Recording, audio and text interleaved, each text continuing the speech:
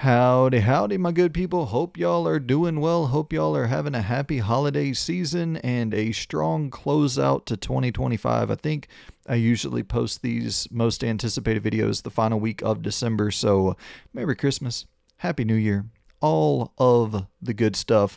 And yeah, man, I go through every year and I do my little tier maker for my favorite games of the year, my top 50 for 2025, 2024, so forth and so on. But I also go through and I rank things based on shit we don't know about yet. Personal excitement for shit we don't know about yet.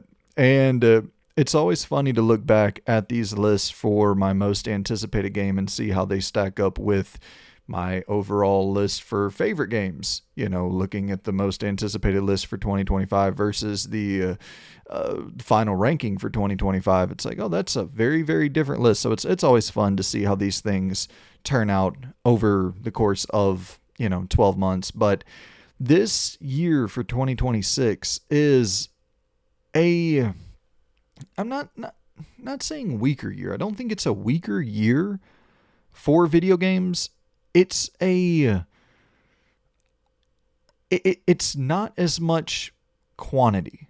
I think we do have a higher likelihood for quality in some regards, especially with like a couple really big things could be better than anything we got in 2025, but there's not it at least right now. Of course, the indies, that's really what steals the show each year, and it's impossible to really anticipate much for indie games because we don't know a lot about them until they're announced, and usually they're announced like 2-3 months before release, and maybe there's some early access stuff that I'm not privy to, and indie games are hard to really plan around, but they come out of nowhere, and you get a peak, you get a schedule one, you get these big titles that blow up and keep driving, or whatever the case may be, and so that they're not really fitting into my most anticipated list here because I just don't know about them yet. But in terms of the big stuff, like last year, I think we had around 70 games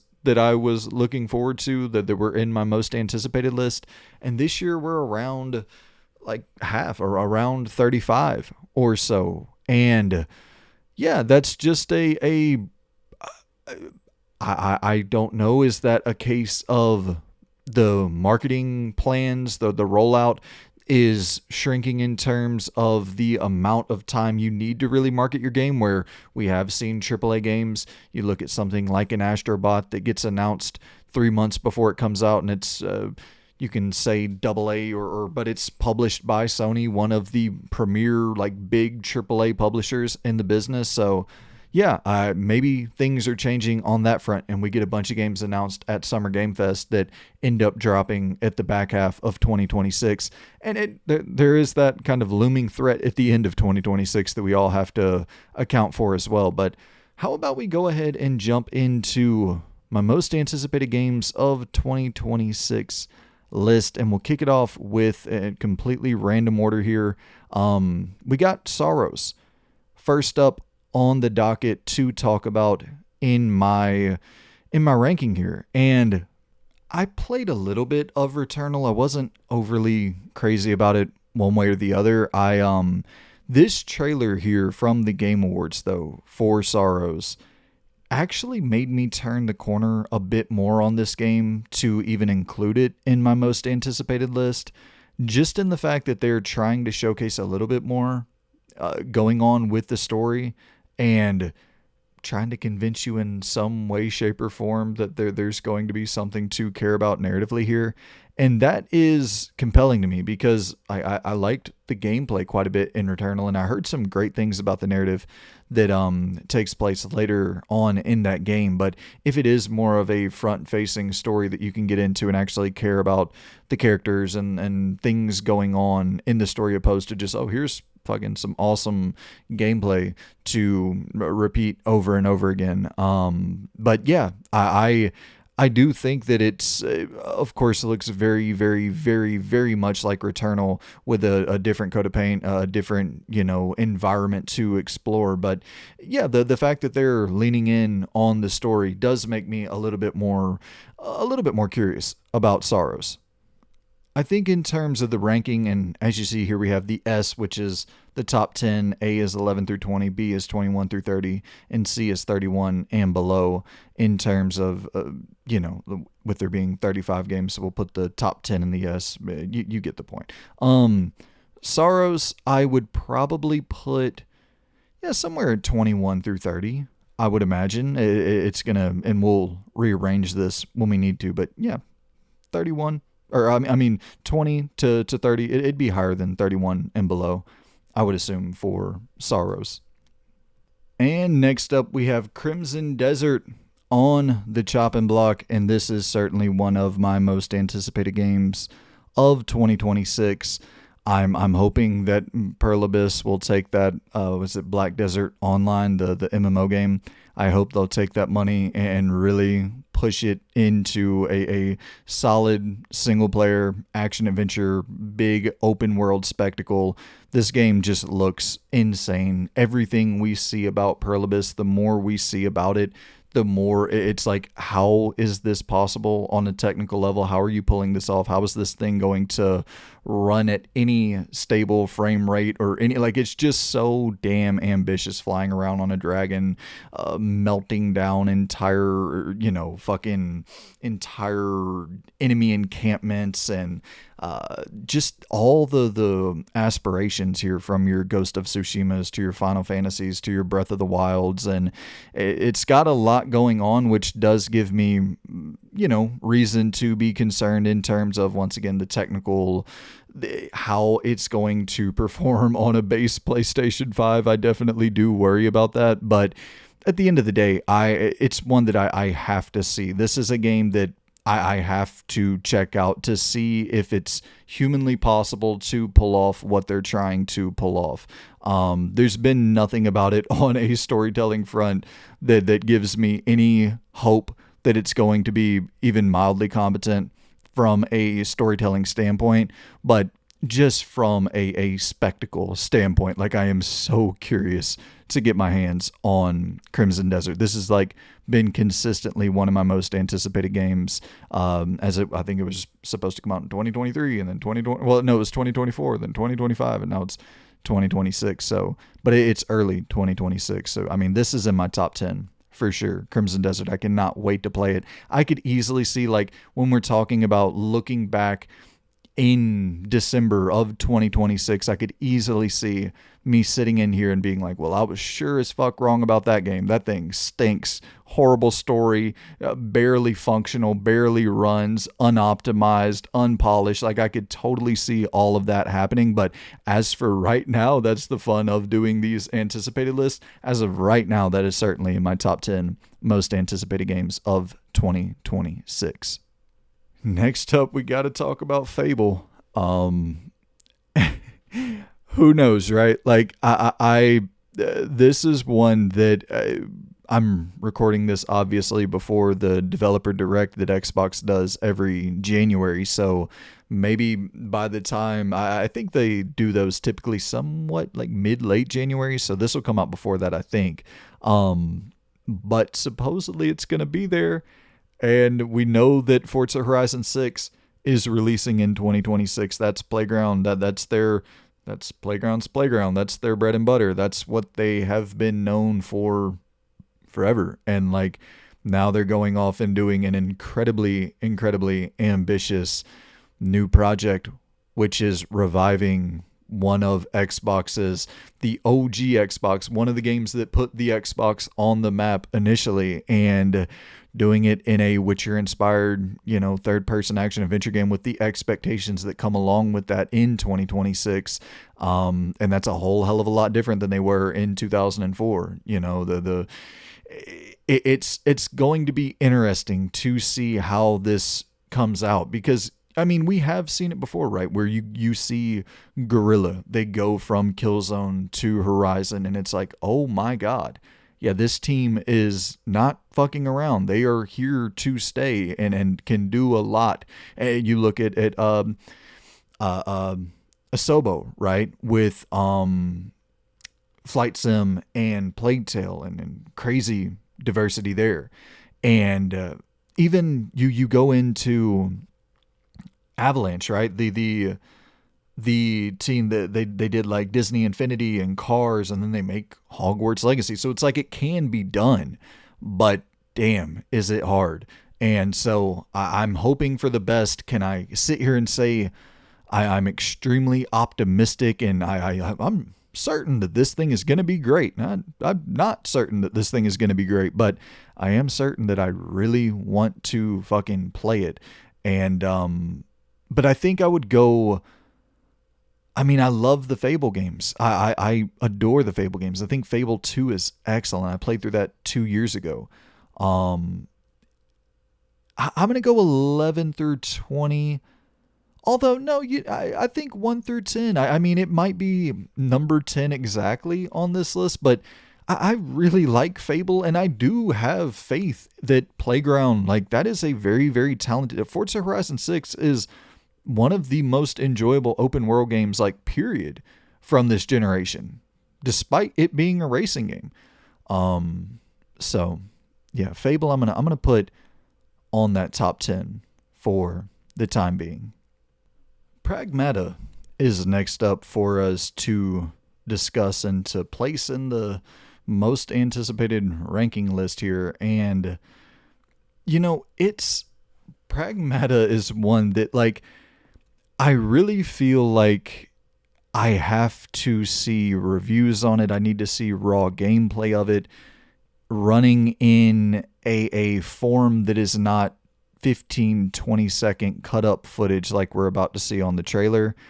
And I think it all comes down to, like, you're having to solve puzzles with pretty much every combat encounter that you're faced with. And it looks like the puzzles are incredible, like very, very simplistic, which it's not necessarily a bad thing.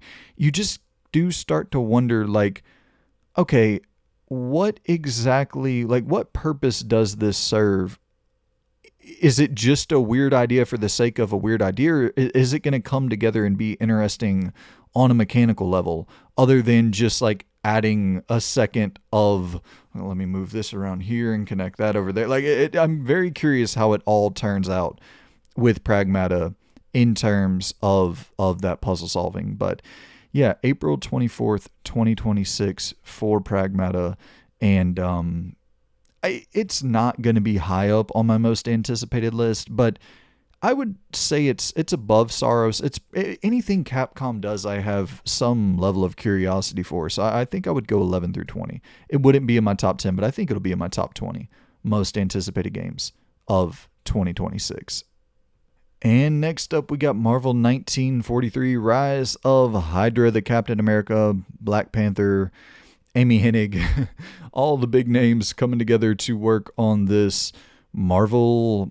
I don't really even know where to go with this sentence. Like, I don't know what the final word is for this sentence. Adventure game? Is it a action adventure game?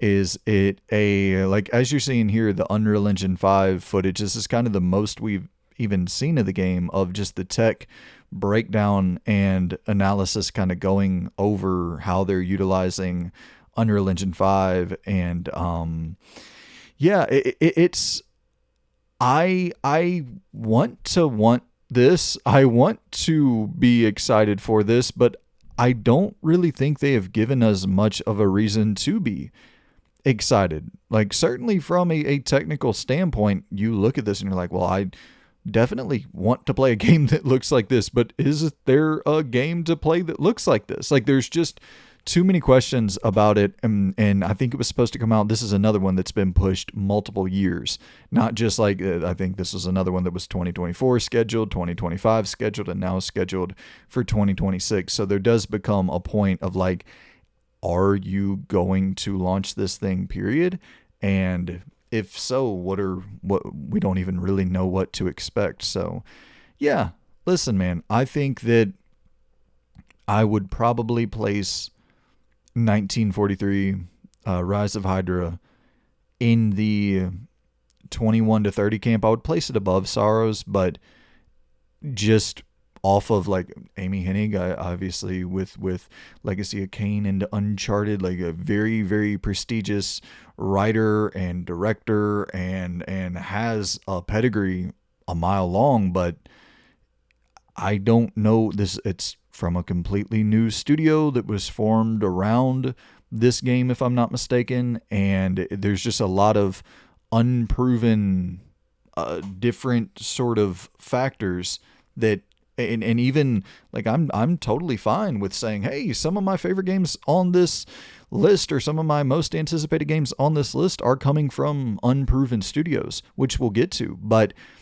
even when you go in to look at something like Fable, that's from an unproven studio in that genre for the third person action adventure RPG, whatever you want to call it. But this is just a totally different level of like, I have so much more skepticism towards 1943 than I do something like Fable.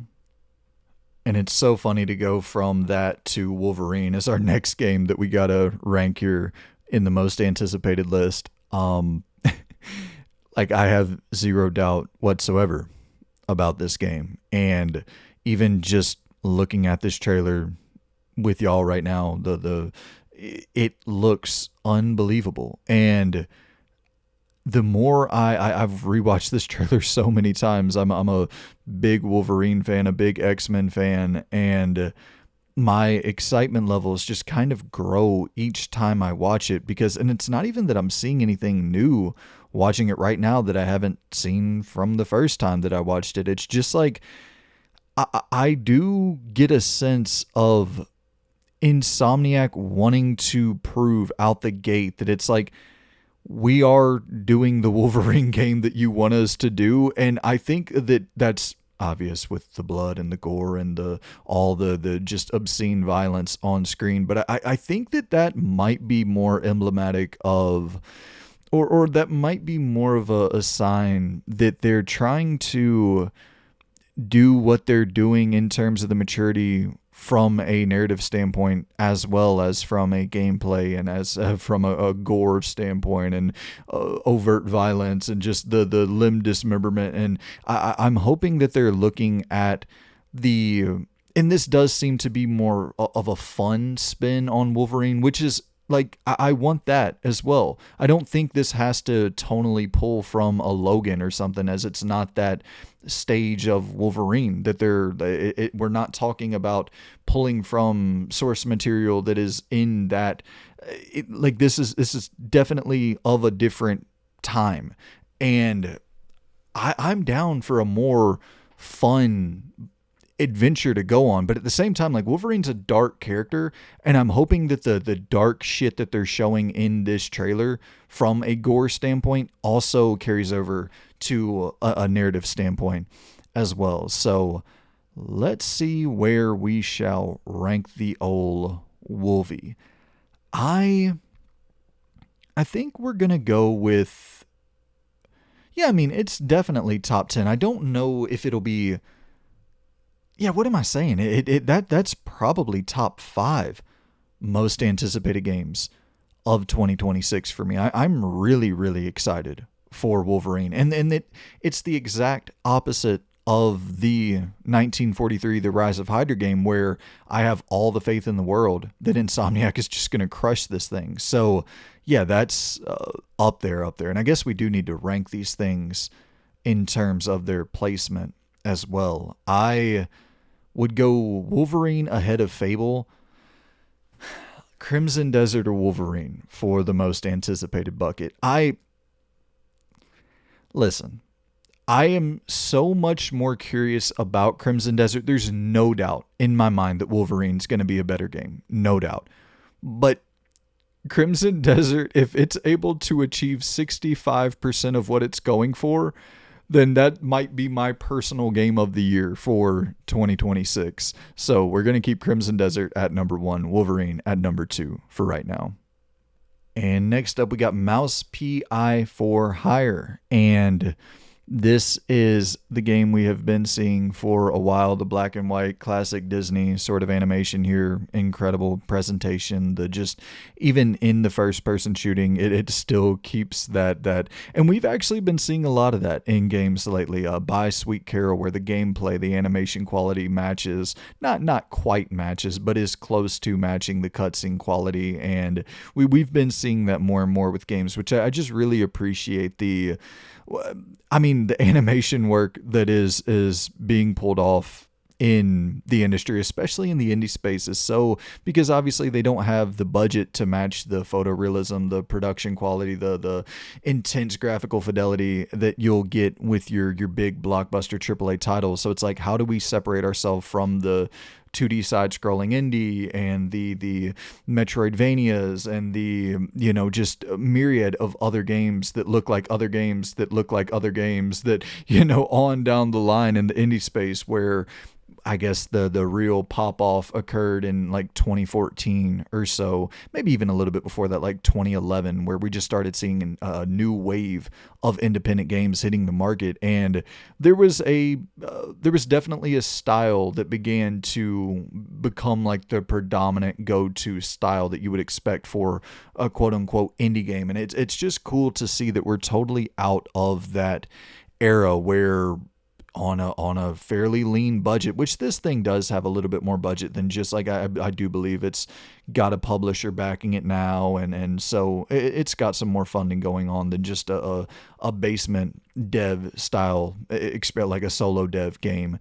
But regardless, man, Mouse PI for Hire, March 19th, 2026, as you see on the trailer right there. I cannot wait to play it, and I think they got like Troy Baker as one of the lead. I could be wrong on that, but I do remember them talking about like trying to get some solid voice talent for the game, and them wanting to actually tell a good story and be more than just style, actually have the substance to match the style, which I very much appreciate, because I don't want to put down another game, but, well, I guess podcasting 101, don't start a sentence if you don't want to finish it. That Bad Cheese game, came out last year, and I do think it's cool and it's worth looking into. It's super cheap, but it was like, the style is impeccable, but there's just not a lot going on that I'm interested in. I did think the narrative was kind of compelling, but mechanically I was like, eesh.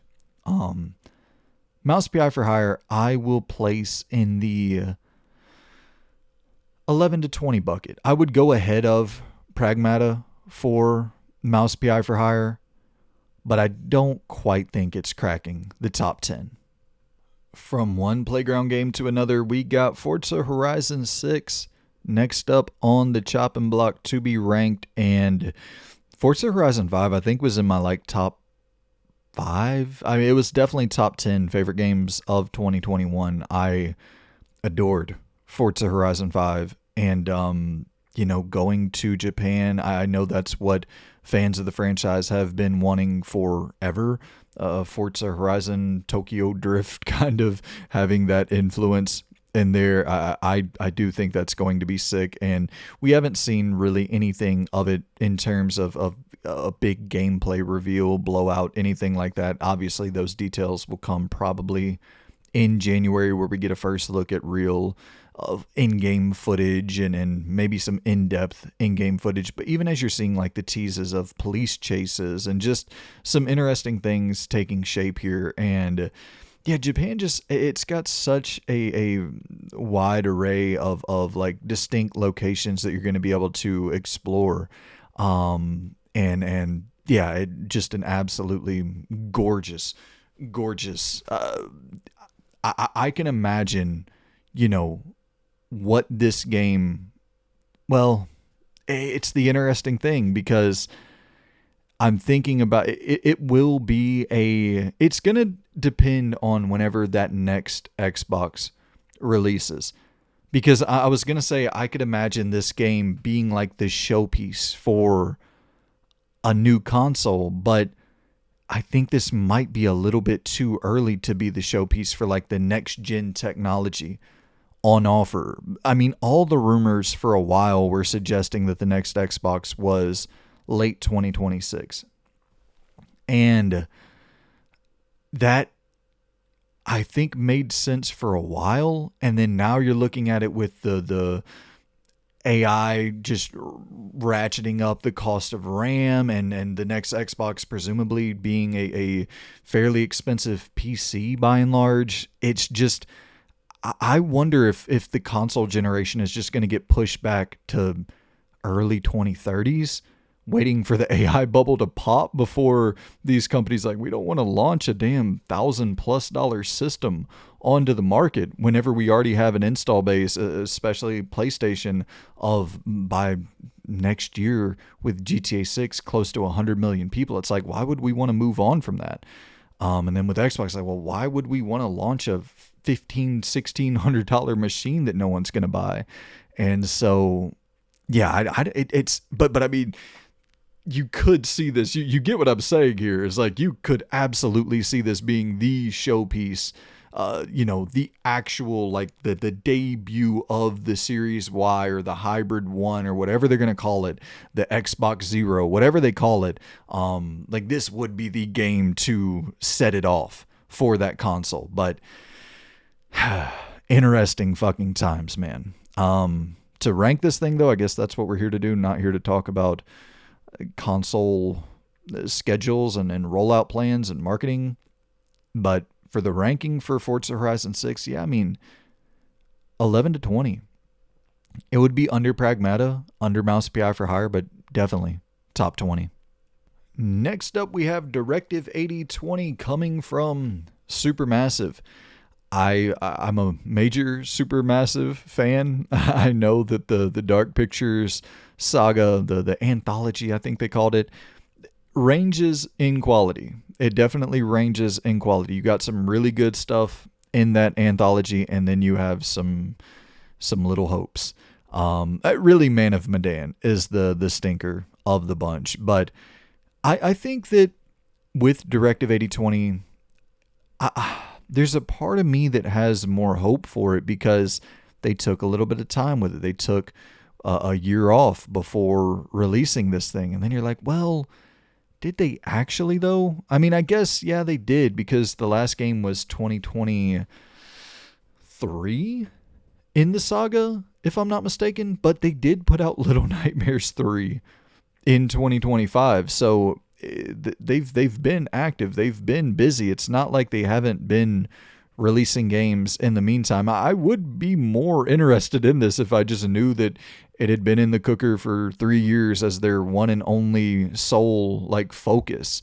Because you need time, right? You need time to make. That's one of the things that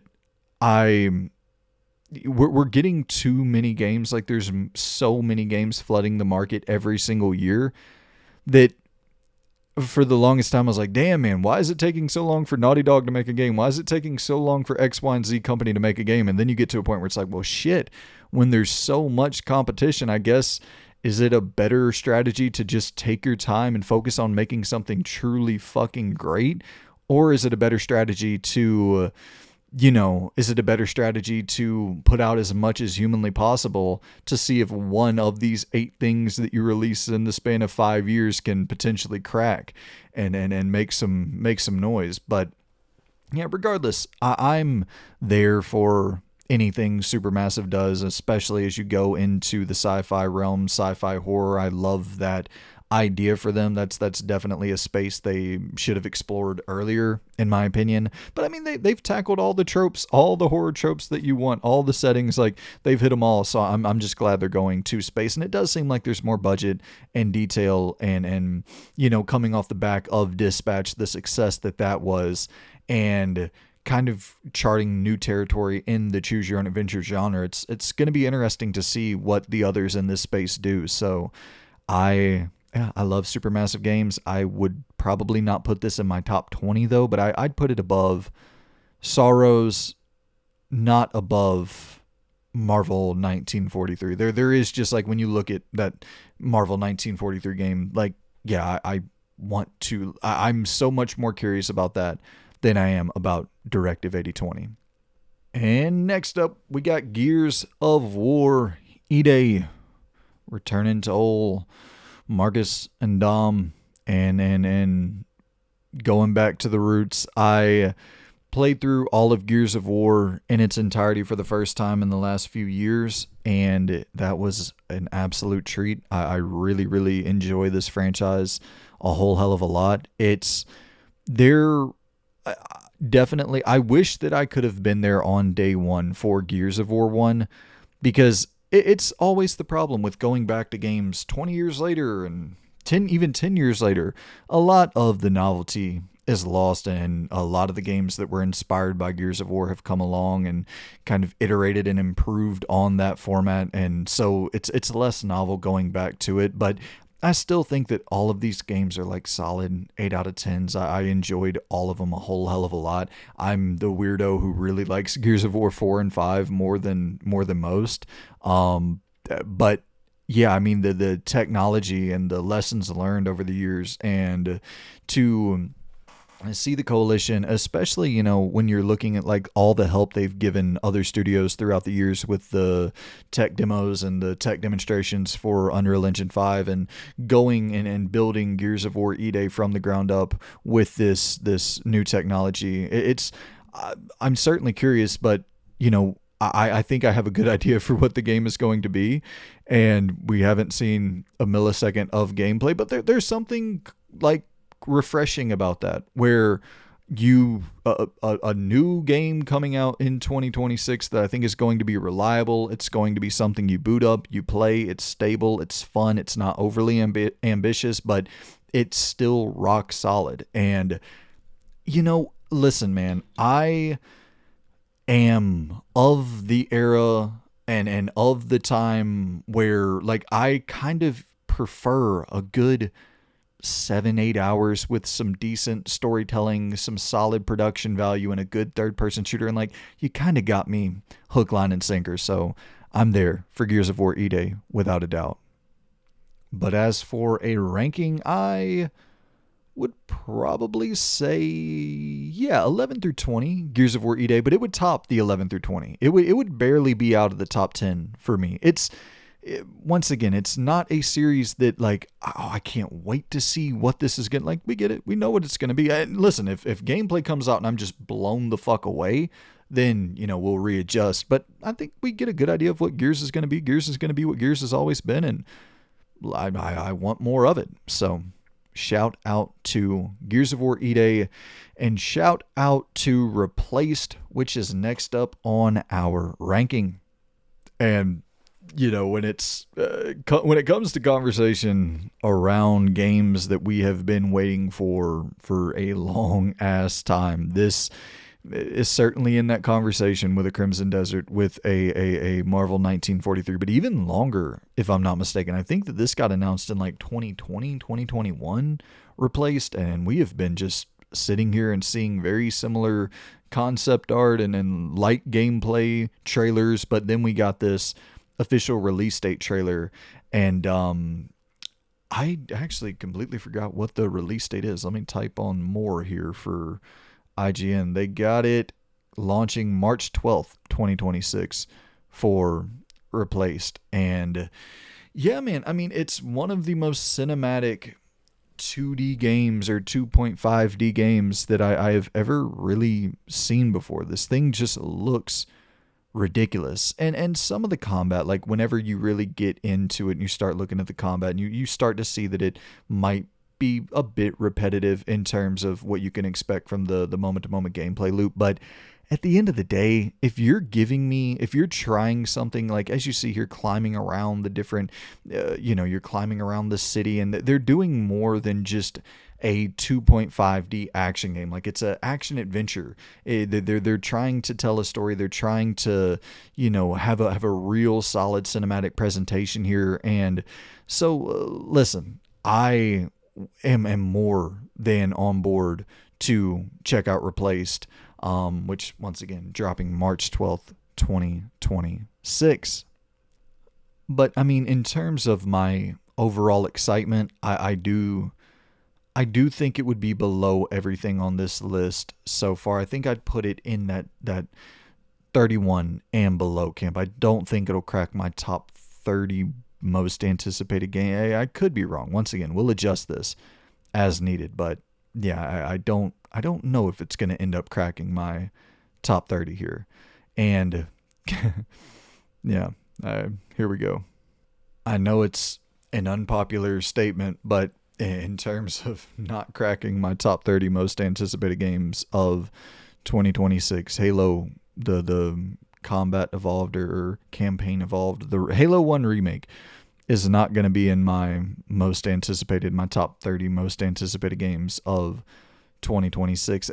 Sure, I get it, the novelty of playing it on a PlayStation, playing it on a Switch. I think it is coming to Switch 2 day one as well, if I'm not mistaken. But there's definitely something interesting about that, I guess. But maybe just in the sense of like it being the final game of the bunch, and being the real like it's completely over at this point. The console war is over. There are no games remaining, and I guess there's something to that angle that makes it interesting. But I don't really care about that all that much. Like I played Halo 1 a couple years ago for the first time, and I was just like, this isn't really doing anything for me at all. It's once again like I wish I was there in 2001 playing this fresh at the time. That way I could have been mind blown by the game that really took over and created the template for what console first person shooters would become in the coming decades. Like that is one of the most influential games of all time, no doubt. But with time, it no doubt also becomes less novel. So, I'll give it another chance. I want to like it. I just didn't really enjoy it much at all when I played it for the first time a few years back. But yeah, I mean, I'll definitely give it another chance. So, of course, that's going to be probably towards the bottom of my most anticipated list. Like, I'll be there. These are all games I want to play, by the way. I should be clear about that. I don't have any games in here that I don't. I want to play literally every single one of these. So, it's me ranking a bunch of games I want to play. Out of a bunch of games I want to play Halo Combat Evolved, the remake, less than the rest. But I still will and want to play it. And next up, we have Tides of Tomorrow. This is another one of the choose your own adventure or in that vein, in that genre to some degree, but there's a lot more active elements seemingly going on in Tides of Tomorrow where, you're actually controlling the character in first person, moving around, and there's some mild action bits where you're riding a damn jet ski and maybe in a high-speed chase of some sorts. And yeah, the idea is that like it's a multiplayer story driven thing where you are you like choose who to follow. Like you see their actions appear on the screen of what the player who came before you did, and they went down this zip line as you're seeing on the screen, and maybe did they make the wrong choice? Was there another opening that you could possibly find to do something different?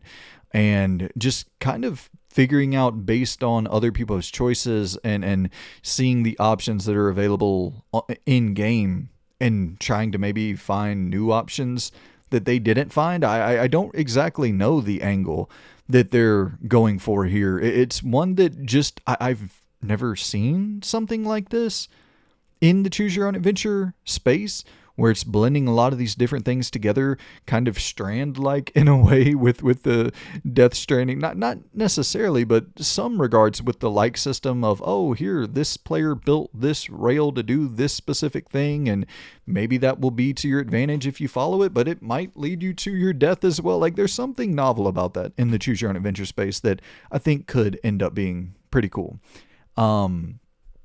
As far as a ranking for it, though, I do think it would be in that 31 and below camp.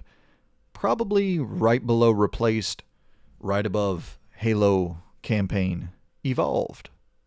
Next up, we have Crisol Theater of Idols, I believe is how you say that. It's like a BioShock extremely horror version of a BioShock with a lot of Catholic themes, some real deep, diving deep into Catholic horror of sorts. And I don't really know much about this game, but every time I see it, I'm like, dude, when is this coming out? I desperately, desperately want to play it. And it was supposed to come out this year. It's now been delayed to 2026, but like, I cannot wait to check this out. This is the one game that Blumhouse is publishing and I believe funding that I am the most intrigued by, because it does like it looks ambitious. You know, it's an indie game, so I'm not expecting the same level of production and all of that you get in a BioShock with like some extremely deep story. But like, it's even just being inspired by something like BioShock with a much, much darker bend to it.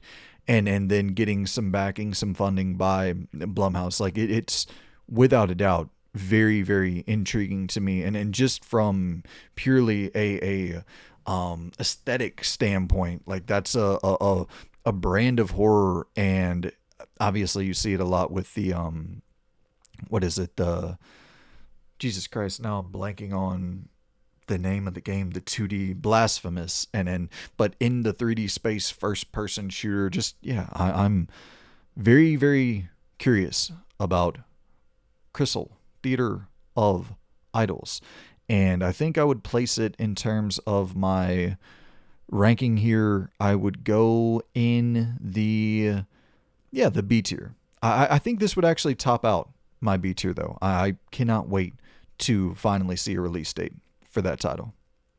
Man, I got to tell you, one of my more anticipated games for 2026 is this Lego Batman title. I'm really, really interested in checking this out. Like, I think I'm pretty sure I'm there day one for what is it? Legacy of the Dark Knight, Lego Batman Legacy of the Dark Knight. It's everybody, and I talked about this a lot in my rankings, and I noticed it quite a bit in 2025 Game of the Year debates and discussions and podcasts, where there was like just a lot of anti-fun people out there, people who want games to define their personality so much and like make them look interesting and deep and you know, this very just, I don't know, pseudo intellectual horseshit that it's like, man, it's video games. They're supposed to be fun. Like I don't really need a game to define my personality or anything. I want to have fun when I'm playing games. It's a fun hobby. I like having fun when I'm engaging in my fun hobby. I love it, you know. And this is just a game that looks so fun. You saw that motherfucker. He got clanked in the back of the head with a frying pan. I clanked a bunch of people in the back of the head with a frying pan in Indiana Jones. I laughed every time. Never got old. Yeah, man, it looks like a delight. We have been deprived of Batman content in games for quite some time, and the only Batman content we have gotten in games in quite some time is kind of disparaged Batman or not even necessarily disparaged Batman. I think that what they were trying to go for in Suicide Squad, I kind of see the interesting idea that they were trying to go with there, but it just landed in such an uninteresting game that it's like, well, fucking A. And then, of course, like not playing as Batman and then having Gotham Knight. It's just, we haven't had a good Batman game in so damn long, and this seems to be taking a lot of cues directly from the Arkham trilogy, the playbook in terms of a mechanical standpoint, which is like very ambitious for TT Games to be tackling that with a Lego title. So I'm very much on board for the Lego Batman Legacy of the Dark Knight. And it's like, I'm looking at this list. Top 10 is filling up for sure. If I place this in there, I'll only have room for 6 more games, but I do think it's top 10. And you know, I'm going to go ahead of Fable. I'll go behind Wolverine, but I'm going to go ahead of Fable just in terms of like, I really expect that Lego Batman game to be very, very good. No, I'm going to go Fable ahead of it. Here's the funny thing. By the end of the year, I bet money I have Lego Batman higher than Fable in terms of after I've played the games and can rank them based on their quality. I'm almost certain Lego Batman will be better. But in terms of excitement, I'm definitely more excited for Fable. Next up, we have Screamer, and this is a anime-inspired arcade racing game, and this is the trailer right here that sold me on the game. Like, I'm without a doubt going to pick up Screamer, and it's like a full-blown story game, a full-blown anime inside of a racing game. And for those of you who have been around the channel for years, that's something else I think about a lot. The more and more I do this, is like, golly, I feel bad for the people who have been around for 7 years and have heard these same exact talking points over and over. Oh boy. But hey, I guess my opinion is just like, it's not really going to change all that much in terms of something like this statement that I'm about to say for the 400th time. I wish we had more racing games with stories in them. And when we do get racing games with stories in them, I want to play them. I want to play this. I do wish, though, like what you're seeing on the screen in terms of the disparity between the, the cutscene, the anime cutscenes versus the not hyper realistic, but slightly more realistic driving. That's what I'm talking about. Whenever we see something like a Mouse PI for Hire or a By Sweet Carol or whatever the case may be, and the gameplay somewhat matches the animation quality in the cutscenes, that's always so impressive to me on a technical level, because I think that's probably really fucking difficult. I don't know. I'm not a designer, but like, I wish, man, imagine how cool it would be to be, driving these cars around, racing these cars around with that same level of, not even necessarily the same level, but some similar styling of that animation that you're seeing right now, but seeing that on the cars and in the environments on the tracks. Like, that'd be dope as hell. But yeah, I'm certainly on board for some Screamer. And pause. I will rank this in the... Damn. Yeah, all of these fucking categories are starting to fill out, man. Now I'm getting nervous. Like, now it's coming down to like, oh boy, you better think about where you're placing shit, because you're running out of room everywhere. So we got 4s across the board in the top 3, and then 3 at 31 and below. So, oof.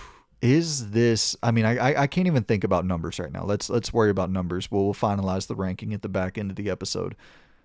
Just thinking about... I think it probably will be... Nah, it'd be right above Crisol Theater of Idols. Crisol Theater of Idols? I don't know. I don't know my Catholicism as well as I should. Let's see. Next up, we got Tokon Fighting Souls. I got to be honest with this game. It for a while, I felt like we were seeing it everywhere, and then it just fell off a little bit in terms of the marketing. And it's interesting where there's certain games that need more marketing. There's certain games that need less marketing. And yeah, I guess I see why the marketing team gets paid the big bucks, because that is a very, very tough... rolling that out and figuring who to roll that out to and which venues to, like, okay, are we going to be at the Game Awards? Well, we were at Summer Game Fest, and we were also at the State of Play and the Showcase. Is that an overlapping audience? Maybe should we focus more on Evo and more on the FGC specifically? And do they really need to be marketed to as much as just the broader audience? I think the FGC is probably already in, and figuring out the bobbing and the weaving in between the two very, very, very different sectors of gamer. And that's a fucking tangents galore, unnecessary tangents. I saw a tweet the other day where someone was talking about how, like, back in the day, there weren't these clear dividing lines between who's a fighting game player, who's a first-person shooter player, who's a 2K player, who's a JRPG player, and that there was just, like, more gamers, like we just played everything because there was less to play.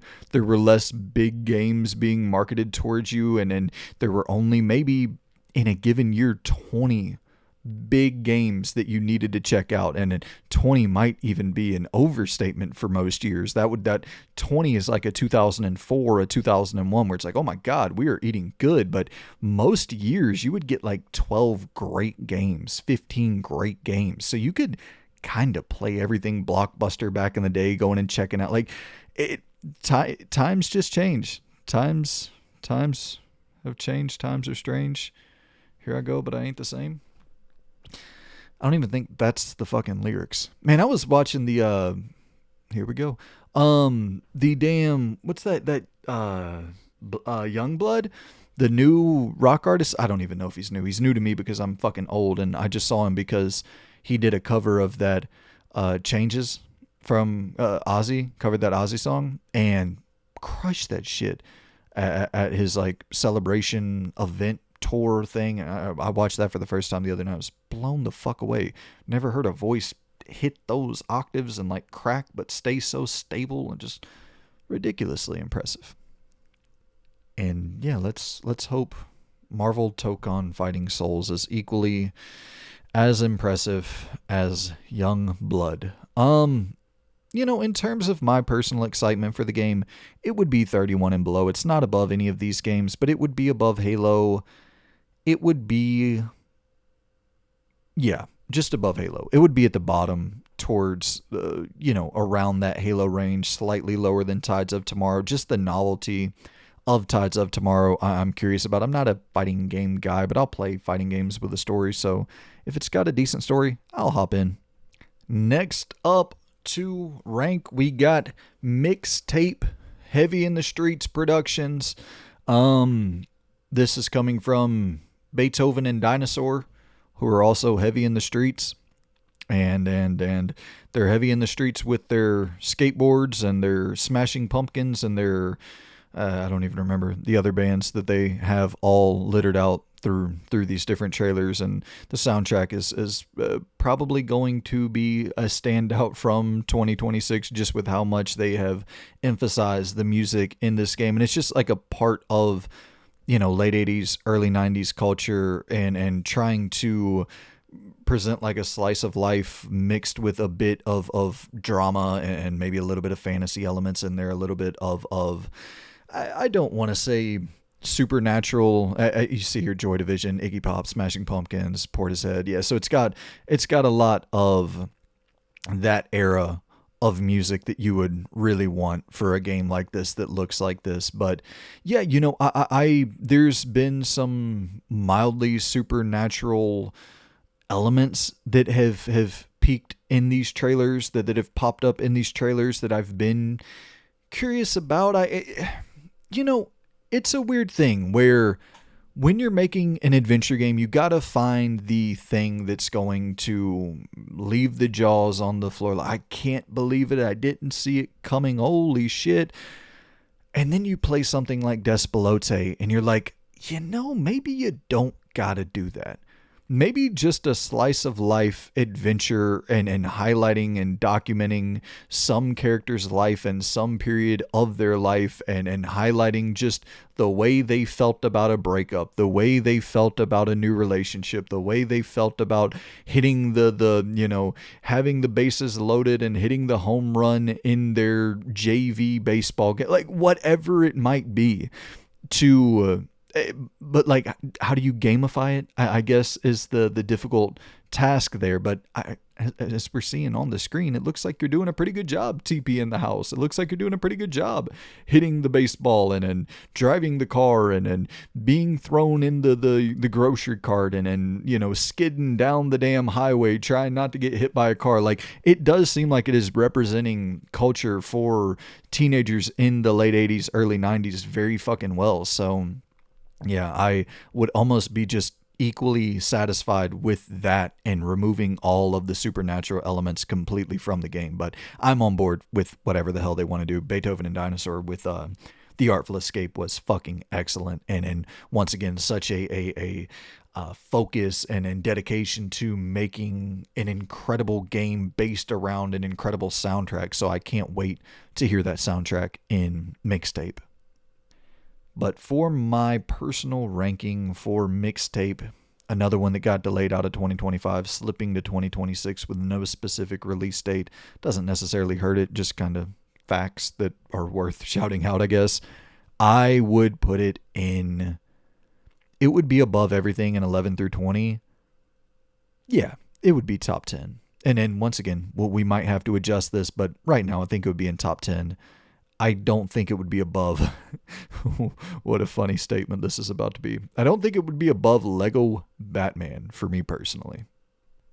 Another game that is not above Lego Batman for me personally is Grand Theft Auto 6, the most expensive, likely most ambitious video game that has been created in 20 years, 30 years, 40 years, 50, 100 ever. I don't know. We'll see. I have so many questions, so many things I'm curious about to see more on it. I'm hoping that, I guess the one thing I'm the most curious about is, does it come out in 2026 or is it delayed again? And I cue up me being wrong for the fucking third time about this. I guess second time. I do think it hits in November, and I think November is kind of the perfect time for this to hit on just an industry-wide basis where it comes out late November. Really no big games release in December unless you're Indiana Jones for whatever fucking reason. Metroid Prime 4, but like rarely do big games release in December. So I think it would just be good for the industry. It comes out in late November. Nothing comes out in December. Start back in January, February, releasing the big games, and then take anybody who was going to release in November, just polish up and drop it in February, in January, March, whatever the case may be. Yeah, I mean, it's the game that's going to dominate discourse for better or for worse, right? Like, there's never been a more anticipated game in the history of this medium, and it's going to be a phenomenon in terms of breaking every sales record known to man in terms of day one sales, month one sales, year one sales, lifetime sales. Like, I imagine it's going to break. I mean, maybe Minecraft, just with everybody at high school had their laptops, and then you could buy it for $2 and then play it with your buddy. There was certainly a totally different cultural phenomenon with this, but in terms of like the core adult gaming demographic, which this even stretches, even though it's an M-rated game, it stretches beyond that as well into a younger demographic. It's just like a zeitgeist. You talk a lot about the lack of monocultural events that take place in the gaming industry anymore, where there's not really those stop, the world stops spinning, time stops moving forward, like everything stops in its tracks for one singular release. There's not that anymore for gaming. And we were talking about that, where it's like Expedition 33 dominated, swept all the awards this year at the Game Awards. And it was talked about for, 2 months. You know what I mean? That was like the brilliant thing about Dispatch, where it's a new episode every week. And then so they dominate discourse for a month just because of their cadence of release and how smart that was to stay relevant for a month. We're talking about how difficult it is to stay relevant for a fucking month, man. For great games, even in some cases, all-time great games, are talked about for a couple weeks and then people move on. There's so much to play. So there's like something about the like monoculture aspect of Grand Theft Auto 6 and what it's going to bring in terms of like the shared discourse that I'm so intrigued by. And obviously, we haven't even really talked about the game, but we don't know anything about the game. We see some awesome in-engine footage of what we believe to be similar to the game, but we've seen not a millisecond of gameplay. So what are we going to talk about? Jason and Lucia? Sure, fuck yeah. I expect greatness in terms of the storytelling. You had one of the greatest, if not the greatest stories ever told in Red Dead Redemption 2. So let's see how you follow it up. And that's another part of the conversation, right? Where are your expectations for this game? You know, because mine are from Red Dead 2. And I think Red Dead 2 is the greatest video game ever made. So, like, I'm not expecting, I'm comparing this to Red Dead 2. I'm not comparing this to GTA 5. And maybe that's not fair, but like, if this comes out and it's a GTA 5.5, then I'm going to be a little bit bummed out. You know, and once again, maybe that's not fair. Maybe my expectations are out of line, but it's the problem of this. We've waited. It was 2013 when GTA 5 launched, and it was 2018 when Red Dead 2 launched. So no matter how you cut it, this game hopefully has been in development for a long ass time, and they have been going through and making sure that this is the magnum opus, this is the most detailed, this is the most fucking advanced in terms of mechanics, the most advanced in terms of world building. Like, I do have those type of expectations for Rockstar. Nobody else has blank check freedom like Rockstar. And so, like, I think it's fair to give them expectations that nobody else, that you don't give to any other publisher, that you don't give to any other developer.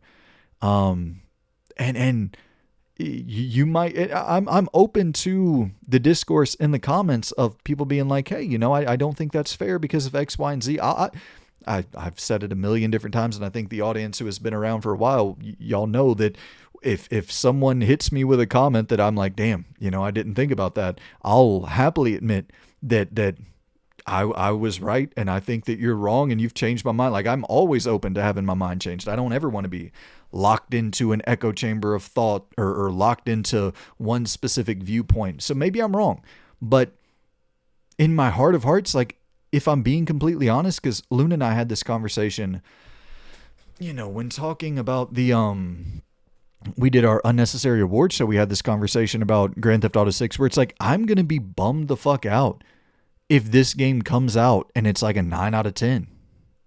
And like, I don't feel that way about anything else. If Intergalactic, the Heretic Prophet comes out and it's a 9 out of 10, I'm like, fuck yeah, that's dope. That's great.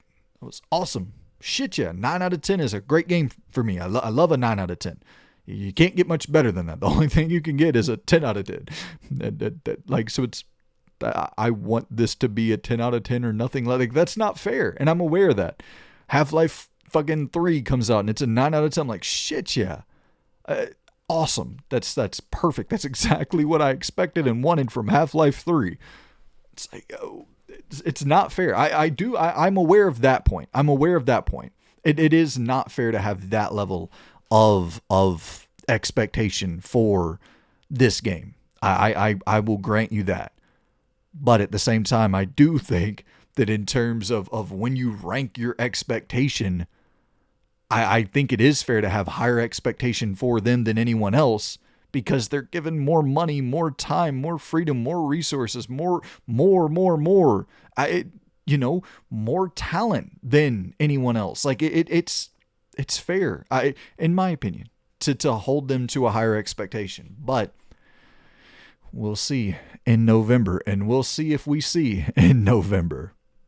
But, you know, in terms of the placement for this tier list, like, I'm thinking somewhere in the 21 to 30 camp, right? Probably right above Directive 8020, right below Marvel 1943, in terms of my personal anticipation for it. All right, next up, of course, dude, GTA 6 is number one. Well, you know, we'll save it. We'll save it. That's a conversation worth saving. So we'll get. It might not end up number one on this list. We'll see. Next up, let's talk about my illness. Fucking Anytime anything comes along and wants to present itself as a street spiritual successor, NBA street, NFL street, wild card football, I'll pick you up. If you're saying that you're a spiritual successor, or even presenting yourself as a possible spiritual successor to NFL street, sure. And here we are with NBA The Run, which is maybe as close as we're ever going to get to anything resembling a modern NBA street, and that breaks my heart, but here we are. I don't think this looks good, to just go ahead and be on the record, but it does have some of the old talent from NBA Street.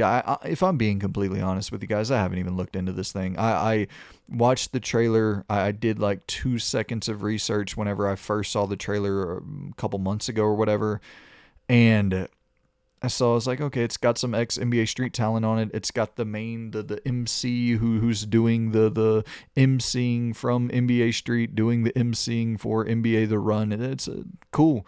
I can't wait to hear that voice again, but do I expect extremely high quality from this? I've been burned 1,052 different times. The 3-on-3, what was it? NBA 3-on-3, front court, home court. I don't even remember the name of it. Playground, NBA Playground, or whatever. Yeah, man, it's just, I'm becoming comfortable understanding that was a time and place thing in the PS2 era that's probably never going to come back. It bums me out to my core, but at the same time, yeah, when you release an NBA mascot game that kind of plays like NBA Jam, why not? I guess I'll buy it. Whenever you release NBA The Run or Wild Card Football, fuck it.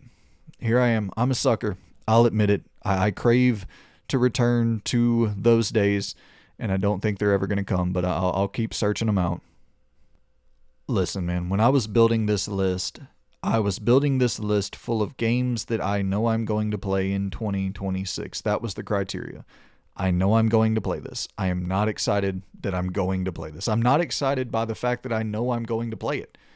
That alone, like, I'm almost disappointed that it's on the list. I wish I had the restraint and self-respect to know that this game is going to be bad before it comes out, and know that I don't need to play it, but I'll be there playing the fucking thing as it's trying to get me to pay for shoelaces to put on fucking Victor Wembanyama's damn, Nike. I don't even know the name of basketball shoes anymore. I'm so fucking old. All right, what do we got next? The hell is the name of this? I forgot already. Mudang Hearts of Mudang. Does this show up on your screen? Let me make sure. Mudang 2 Hearts is the next game that we're gonna rank. I'm not even gonna lie. This game does look fucking filthy. It was the game that was shown off in the Xbox showcase, if I'm not mistaken, for 2025, their summer showcase. And it's got let me skip ahead to the actual gameplay sections here. It's got like this Splinter Cell, Metal Gear stealth inspiration going on with crazy levels of production value when it really gets kicking off here. And yeah, it's got like here we go. We'll start off here just to see like what they're going for with the cutscenes and the environment detail. And listen, this is another one of those games where you see a Project M or there's many examples of games of this ilk that get shown off and never release, and where we're sitting wondering where they went, what happened, and it's just these type of things happen.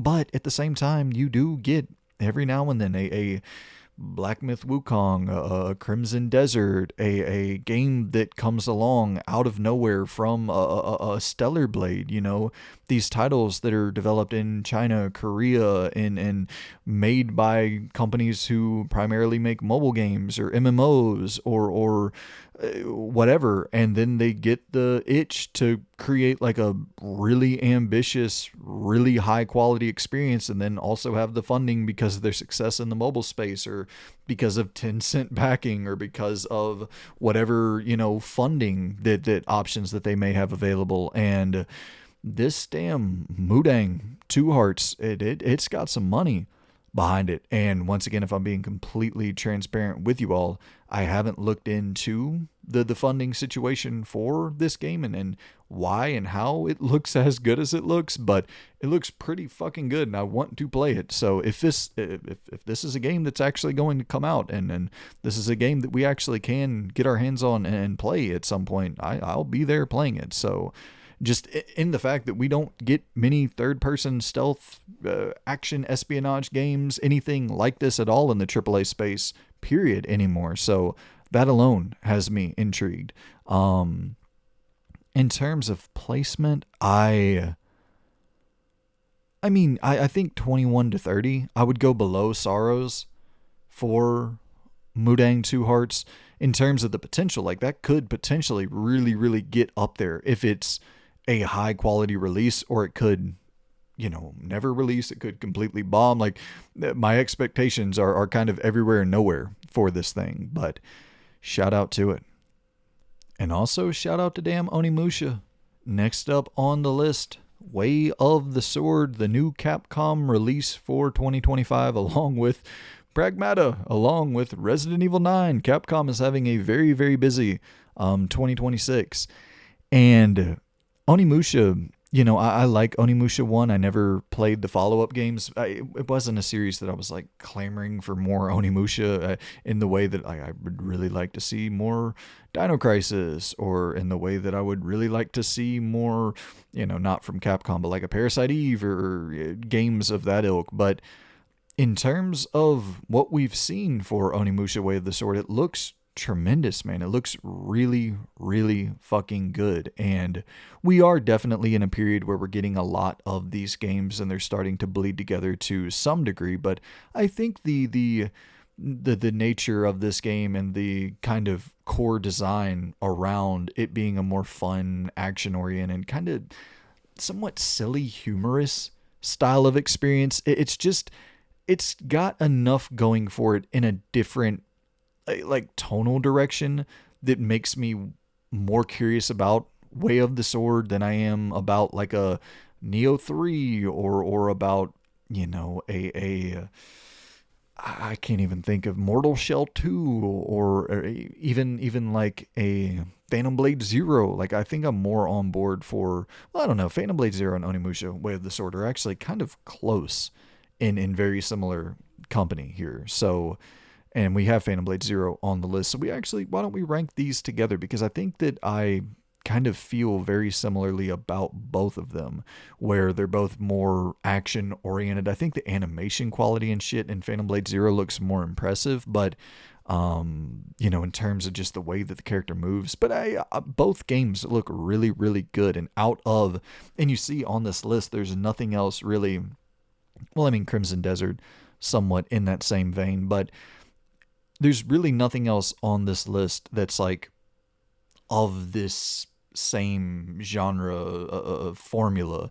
But I think of these games are in an equal playing field in my mind. And I would place them, I think Onimusha would probably be in the 21 to 30 camp, and so Phantom Blade Zero in the 21 to 30 camp as well. Maybe the little bit of curiosity that I have for Phantom Blade Zero would push it ahead of Onimusha, just in like the fact that it's a new IP from, I don't know if it's a new studio, but I don't know about their previous work, and the PlayStation funding backing it. I don't know if it's completely funded by PlayStation, but I do know that PlayStation is publishing it, if I'm not mistaken. So it's like, well, what did y'all see in this? Did y'all see a Lost Solicide in this, or did you see something much greater than that, that wanted to make you get on board with it in the same way that they wanted to get on board with Crimson Desert? But what Pearl Abyss was like, yeah, no, we're good. We're fine with being completely multi-platform and making that money from Steam and Nintendo and Xbox and everyone in between. But yeah, Phantom Blade Zero, I think I am more curious about that than Onimusha, personally. And next up, we got the Prince of Persia Sands of Time remake that is supposed to be releasing in 2026. And yeah, we're in a time of the remake, which I think is a safe, solid bet for Ubisoft right now, with Black Flag being rumored for 2026 as well. Not a bad idea to rely on the classics to do a lot of the heavy lifting for you moving forward as you kind of struggle. Which, I mean, Shadows sold incredibly well, but you've had some losses on the board recently in terms of Prince of Persia: The Lost Crown didn't perform well financially, which I don't know why in the hell you would expect a 2D side-scrolling Metroidvania platformer thing to light the world on fire in terms of commercial success. That seems like a horrible bet if you were expecting that much out of it. But, you know, and then you go into Star Wars Outlaws, a game that I really enjoyed, actually. I think it's one of the better Star Wars games of all time. But it didn't do well at all sales-wise, which... I kind of, even after playing it and really enjoying it, I kind of also get it. And yeah, so, you know, it's like, okay, well, people like Prince of Persia Sands of Time, the 3D game, the game that really set the franchise on fire in terms of commercial viability. And people, out of these Assassin's Creed games, it seems like Black Flag is one of the most hotly requested remakes that we have on our slate. How about we give that to the fandom? And it seems like they are going to do just that for both of those games this year. I like Sands of Time quite a bit. The reason I don't have Black Flag on here is because it hasn't been officially announced, whereas Sands of Time has been officially announced for 2026, and Black Flag hasn't been announced at all. So it's like, I do believe the rumor. I think that Black Flag, the remake, will get announced and released in 2026, but I don't want to put it on here until all of that is officially official. But yeah, I will rank Sands of Time, the remake.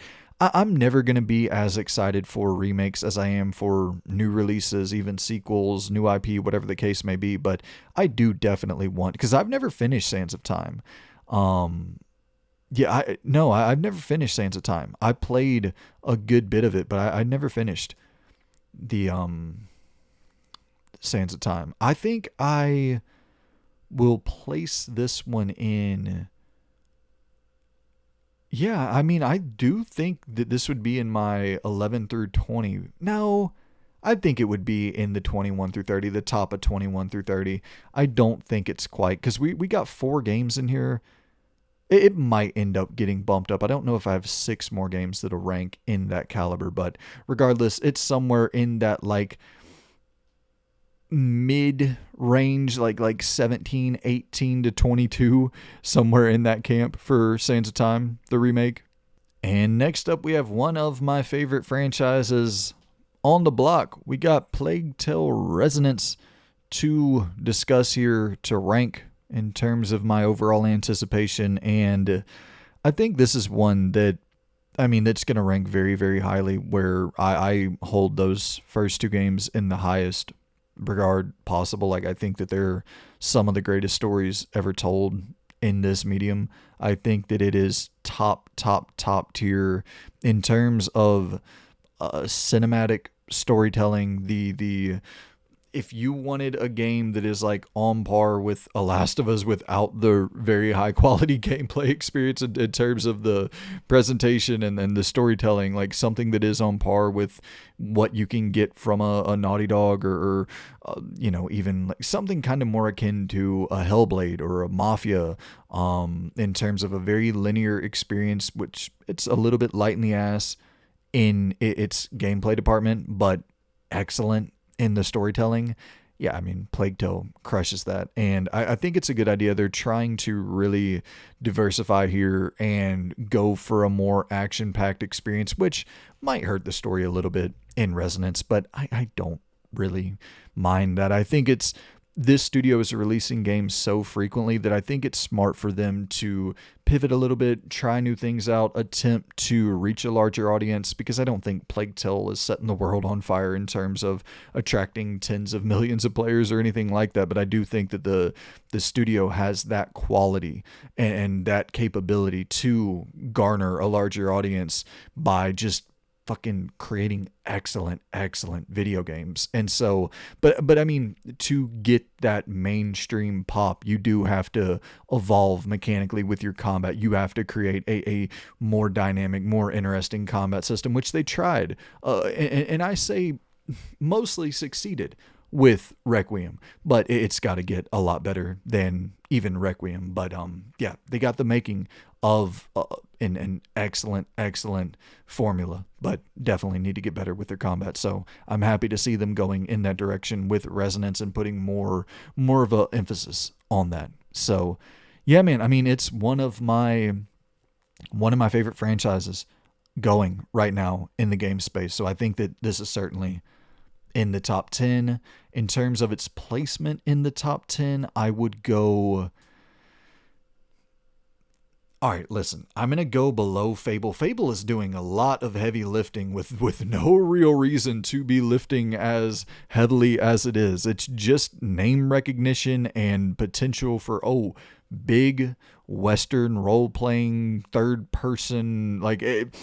If you can give me 60% of what The Witcher is, then I'll be eating very, very well in 2026 with Fable. So, I can see myself already getting disappointed by that, but let's have a little bit of hope.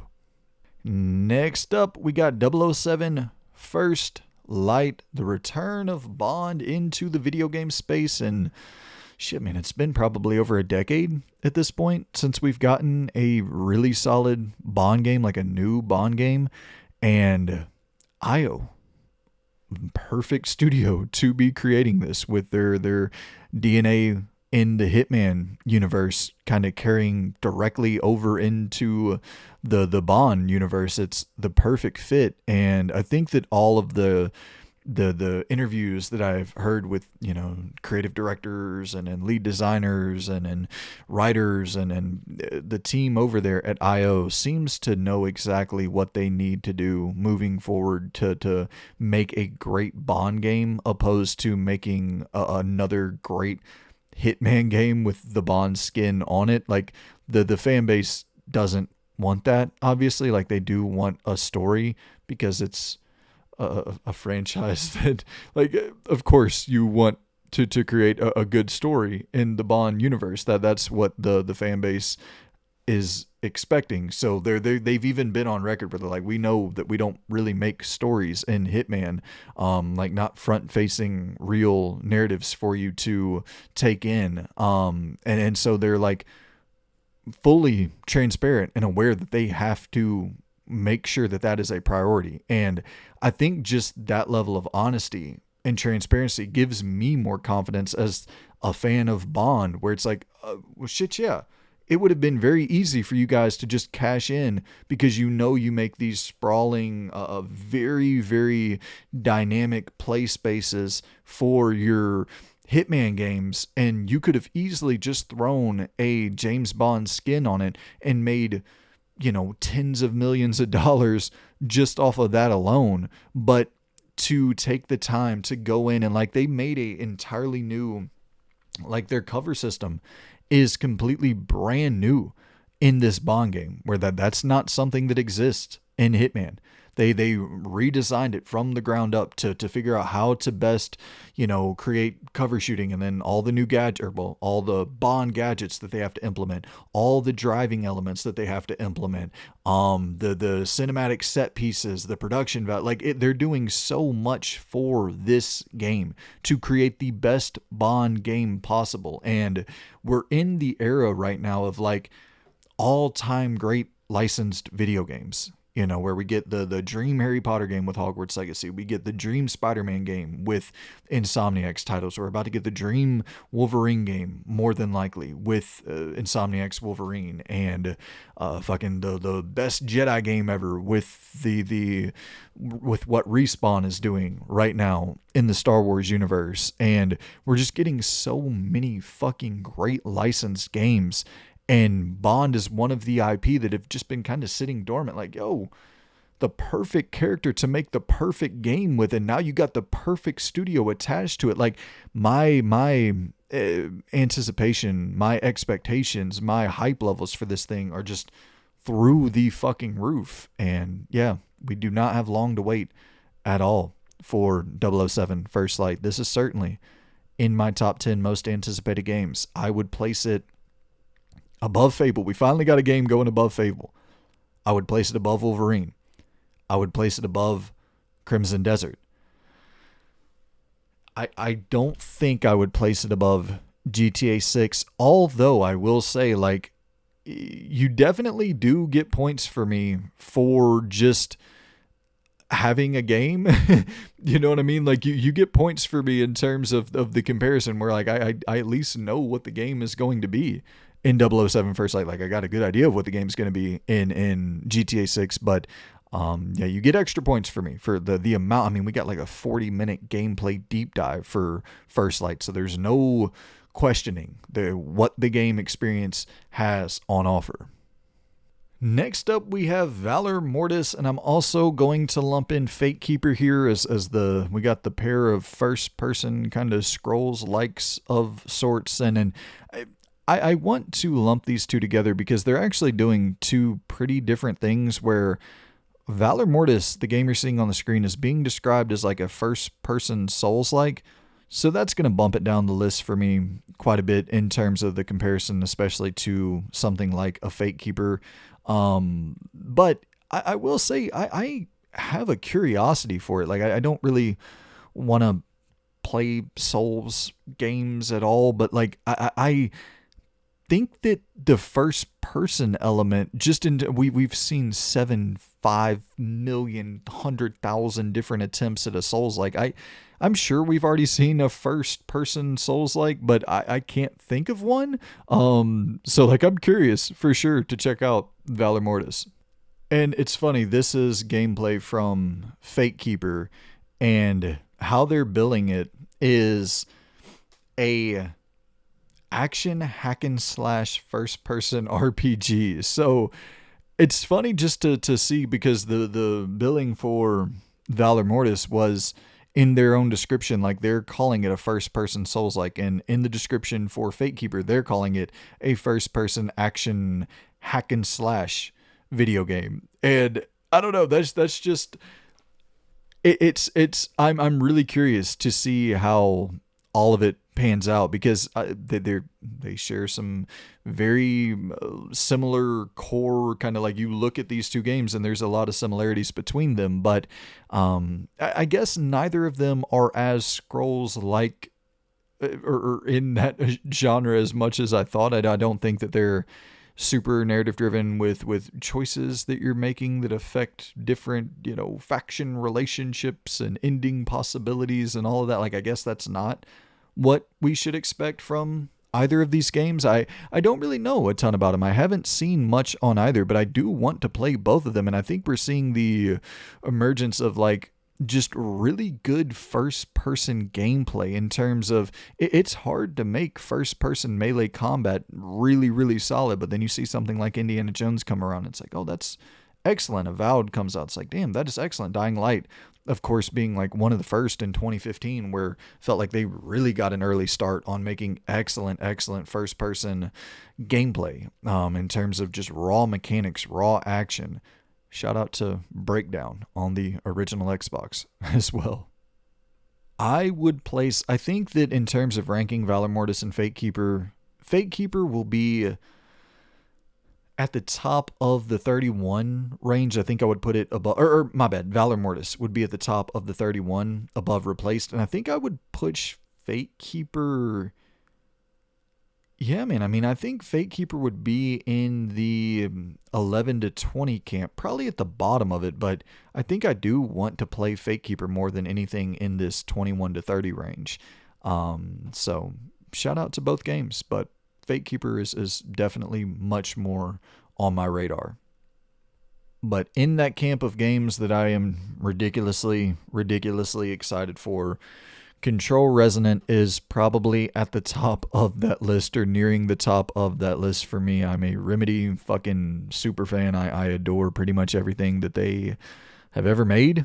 From Max Payne to Alan Wake 2, like everything in the middle there. I mean, you get into some weird shit like FBC Firebreak and what was that other weird first person shooter live service thing that they worked on?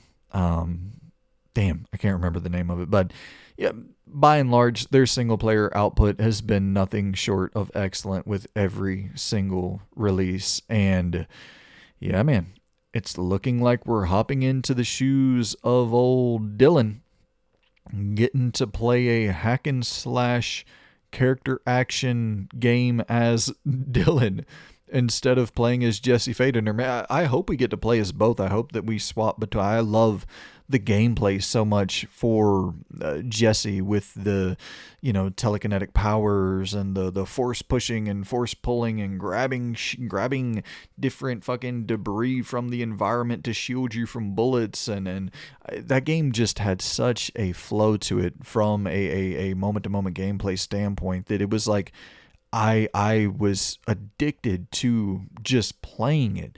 And sure, there's tons of stuff that game needs to clean up. The map probably being number one. The map was horrendous in Control. But I think that because you look at Alan Wake didn't have any of those problems at all in terms of navigation and getting from point A to point B. Alan Wake, for such a weird game, went down pretty smooth. And I think that it's the only thing I really worry about with Remedy and with Control Resonant is just how damn expensive this looks. And I know that shouldn't be my concern. That should be something that gives me joy, but I would almost be more excited, or not excited. The excitement doesn't really change one way or the other. I would be more hopeful if they were putting this amount of money into something that's completely new, like a brand new IP, as we've already seen Control not quite land commercially. Like, it didn't move crazy units. I do think it ended up in the long haul selling pretty well after getting nominated at the Game Awards for Game of the Year, and then a lot of outlets gave it their Game of the Year award in 2019. So I think it bubbled up towards the end of the year and started really doing much better on the back end. But the game didn't quite launch as hot as I think it should have, because Control, the base game, is fucking excellent. And we know Alan Wake 2 is kind of putting along financially as well, where it's they don't make juggernauts in terms of like commercial bankability, commercial viability, and it seems like they but I think Control was reasonably budgeted, and then they all of that is fucking irrelevant. Why are we talking about the damn budget of? At the end of the day, if they spend the fucking whatever, spend as much money as you're given, I want to play your damn video game. And Control Resonant is, without a shadow of a doubt, one of my most anticipated games of 2026. I can't wait to see just what weird fucking shit they come up with. And yeah, I'm hoping that they keep a lot of those force powers and shit in Dylan's gameplay experience as well. And in terms of ranking this bad boy, I think I would put it in the definitely in the S tier, and I think I would go above or below Wolverine is kind of the question. I think above Wolverine, because you never fucking know with Remedy. Like, I still don't think they've quite hit their magnum opus in terms of, like, I don't think they've made the best game they're going to make, which is crazy to make games that are of that caliber so consistently. But it's like, I gotta see Control. I got to see what the fuck this thing ends up being and how it ends up landing. And next up, we got Tomb Raider Legacy of Atlantis, the 2026, the pretty much the remake of Tomb Raider 1, going back to the traditional kind of mold for Lara Croft, the classics, returning to the classics. And yeah, man, I have been wanting to replay Tomb Raider 1 for quite some time, so now I got like the perfect way to jump back in. And I this isn't even one I necessarily have a ton to say about with Tomb Raider 1. It's just those last three games are excellent. Crystal Dynamics is excellent. Getting Flying Wild Hog in to help and assist with development is a great choice. Evil West was one of the best games of 2022. An excellent third person action game, and hopefully that pedigree will carry over, and then really you'll see some of those chops in Legacy of Atlantis. But yeah, I'm glad they're going back to the roots and trying to. I mean, Tomb Raider is a game that should not be dormant. You know what I mean? Like that we shouldn't be running into. I don't know. I was going to say we shouldn't be running into 10-year stretches where we're not getting Tomb Raider games. But I guess what I would rather say is we shouldn't be running into 10-year stretches where we're not getting big, high-quality Crystal Dynamics games. Thanking the Lord that they're not involved in any way, shape, or form with Square Enix anymore and getting pushed onto making Avengers games, or I'm sure that somehow they would have tried to turn Tomb Raider into a live service game of sorts. I'm pumped that it seems like this is straight up returning to the roots with very little room for worry in terms of like I could be wrong, but I would highly doubt they're gonna fuck up this remake. I think it would take a lot to fuck up this remake. The new thing that we haven't seen anything on whatsoever, I don't even remember the name of the other game, but the one that's coming out in 2027, maybe there's a higher likelihood of fucking that thing up, but I think this remake will be just fine, and I'm pumped to go back to it. But we kind of return to the same conversation about remakes where I don't know if a remake is really going to crack my top 10 for personal excitement for the year, but I mean, no doubt if it's not top 10, it's really damn close. It would definitely be above Gears of War Eday, but I don't think it would be above Mixtape for me. And yeah, but in that 11 to 20 camp, the Tomb Raider 1 remake, I think definitely fits there. And next up, we got Star Wars Galactic Racer. I'm just pumped that we're getting a new Star Wars racing game. I loved Pod Racer back on the N64, and then Racer's Revenge on the PS2. I even enjoyed like that game was pretty. What was it? There was another one, the like arcadey, cartoonish, with damn Darth Maul on the cover of it that I'm forgetting the name of. But yeah, I'm so down to return to. It's not necessarily a pod racer per se, I don't guess, with Galactic Racer, but a game of that ilk, a game that's not about the Jedi, that's not about it. It's just a racing game, and hopefully there's a little bit of story to carry it. There wasn't much of that back in the day, so I don't think my expectations are going to be too high in that regard. But I think it's nice to just get Star Wars games that are silly and fun, and in licensed titles that lean into that more so than the hyper realism, super serious story, and just take a slightly different angle, which I'm not bummed out at all by, the FOTOR announcement or the possibility of the KOTOR remake still being worked on, which I kind of doubt. But yeah, man, I'm so down for Galactic Racer. In terms of my ranking for it, though, I don't think... Yeah, I mean, it would be...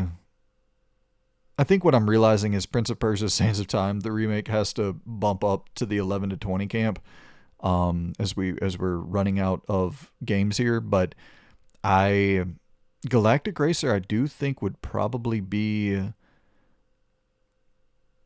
Yeah, damn, that 21 to 30. Whoa, you know what? Mudang might bump down to 31 and below, and Galactic Racer might bump up to 21 and 30, or to 21 through 30, somewhere in that range. I'd probably place it, because I'm looking at it right here with Screamer. I think I'm a little bit more excited for Screamer, a little bit more excited for Theater Vitals, a little bit more excited for 1943. I'm more excited for Galactic Racer than I am for Saros. So I'll place it at the right there in between Directive 8020 and Saros. Oh shit! I'm just now noticing that y'all can't see the y'all can't see the end of that tier maker there. That should be a little bit better for y'all. I guess we haven't had many games that would run into that issue. We're just now getting to the end of it, but yeah, hopefully that looks a little bit better. Readjust my screen a little bit here to fill in that space. Should still be enough. Okay, perfect. Next up we got Bradley the Badger. And this is that title that was revealed at the Game Awards the other night, and it's the 3D action platformer of sorts that has all the crazy shit going on, where you're seeing him, pop up in the Bloodborne adjacent world, the Last of Us adjacent world, and it's just doing some interesting shit in terms of, like, it's got some weird mechanics that feel a little bit Breath of the Wild inspired, Katamari inspired at certain times, and of course you see the Bloodborne inspiration here, and then at some point later on in the trailer he's driving around in a car, and it's got like ex Rockstar talent working on it. And I got a in my YouTube feed, there was a episode of the Game Business Show where the developers were coming on and speaking about it, and they said something like, we think we might have been slightly irresponsible with the budget for Bradley the Badger, which I kind of, you hope the best, kind of the same thing we were talking about for Remedy, but at the same time, that's somewhat exciting to me, where it's, oh shit, this thing was a full-blown production. Like they and you can kind of see it. They spent some money on this damn thing. So I hope it works out, man. I definitely want to check it out. So shout out Bradley the Badger. And then you see like the FMV shit at the end, just really, really weird. Yeah, but in terms of ranking it, getting to brass tacks here, we gotta rank the old Badger. And I think I would put Bradley the Badger in. Yeah, I mean, it probably would go in the 31 and below camp, but up there, though. Maybe not ahead of Mudang, but above Valor Mortis in the 31 and below ranking. All right, but it is now officially time. You remember when I said that there was only one game that could compete with Grand Theft Auto 6 for my most anticipated list?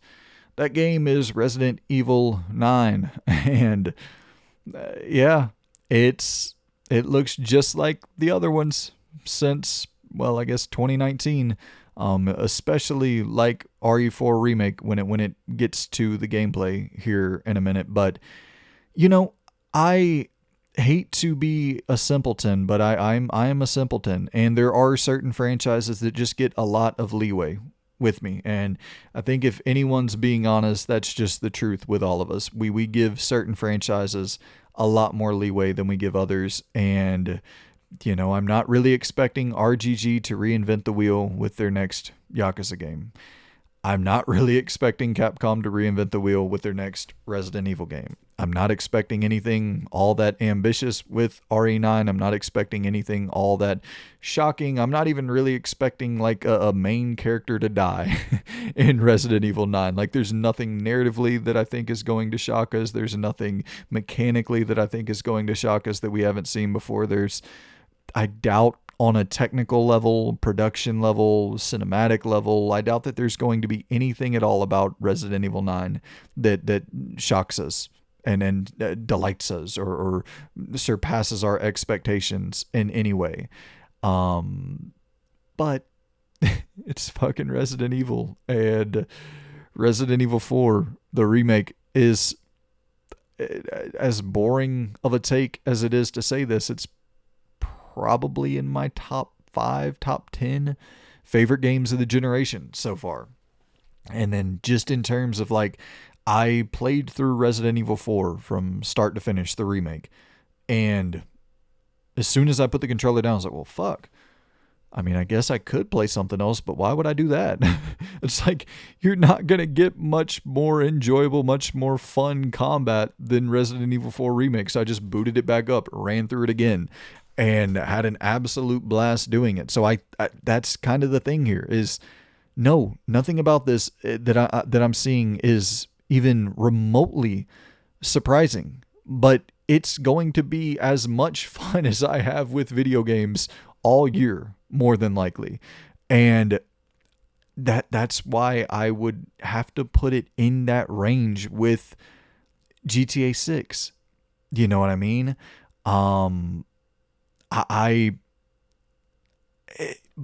It's tough because whenever it's about to cut right here to gameplay, in a weird way, this makes me slightly less excited just to see it look exactly like fucking RE4. Yeah, but at the same time, you know, their whole mantra about playing as Grace is going to be legit survival horror. She's going to be terrified and in a lot of ways just unable to fight back in certain encounters, I would assume. And then having the more action-oriented stuff with Leon, like, yeah, there's an angle there, a Revelations adjacent angle that could be somewhat. I'm not even going to try to justify it. Listen, it's going to be. You're going to play a lot like RE7 when you're playing as Grace, and you're going to play a lot like RE4 when you're playing as Leon. Let's call it what it is. And despite all of that, it is probably GTA 6 is number one. I'm sorry that I had to hit you with a little bit of a bait and switch to keep people watching there, but GTA 6 is number one. I'm fully aware that Grand Theft Auto 6 is my most anticipated game of the year by a good bit. But RE9 could be ahead of First Light. I'm certainly much more impressed by what IO is doing with First Light than what I am with Capcom, or for at least for what they've shown for Resident Evil 9. But in terms of like what I'm probably going to enjoy playing more, here, once again, back to this. I'm going to put First Light ahead of RE9, but back to this exact same statement that we had earlier. At the end of the year, just like when we were talking about Fable and Lego Batman, at the end of the year, I can almost guarantee it, that I will end up liking Lego Batman more than Fable. I feel it in my bones that Fable is going to be a disappointment. I don't feel that 007 First Light is going to be a disappointment. I just know how much I love Resident Evil.